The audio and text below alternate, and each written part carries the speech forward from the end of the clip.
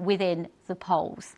So to discuss all of this in a bit more detail, I'm joined now by Dr. Richard Johnson, a senior lecturer in US politics and policy at Queen Mary University of London. Welcome to the programme. First of all, I want to talk about the rally that Donald Trump held in Madison Square Garden in New York. There's been some criticism over comments made by a comedian, the Harris campaign, saying that those comments about Puerto Ricans were racist. We've even had others who've condemned the comments. There is a large Puerto Rican population in the state of Pennsylvania, which in many ways could win or lose the election for either candidate. How key do you think this latest thing could be in swinging the polls in Pennsylvania? Well, it's not terribly helpful for the Trump campaign to be having some discussion about, frankly, racist and inappropriate remarks that were made about Puerto Ricans and other minorities so close to the election. It seems that the Trump campaign did not vet carefully enough the speakers and what they were about to say at the event. On the other hand, I would say that this was a sort of iconic moment for the campaign that Trump wanted to do in 2020, but was effectively unable to do so due to the restrictions of the pandemic. To have an event at Madison Square Garden, the idea behind that is to give a sense of scale and momentum for the campaign. And although this discussion about the racist remarks will partly distract from that, I think that particularly from the perspective of Trump's supporters, I'm not sure that they'll be overly concerned about that.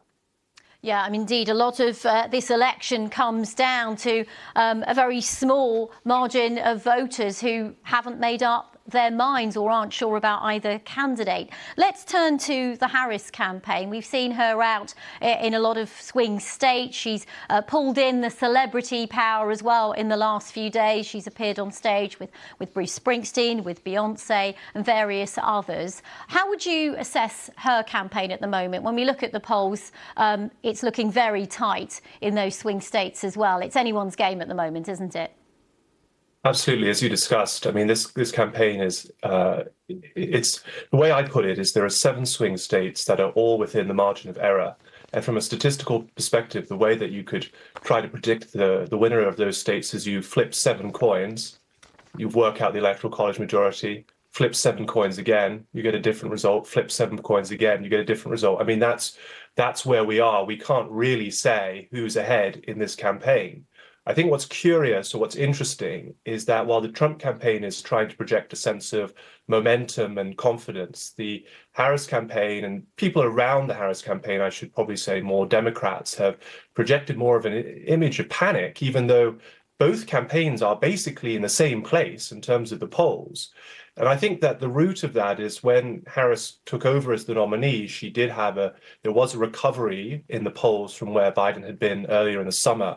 And I think some people expected that to be a continued trajectory upwards. But really, that hasn't happened after the initial recovery.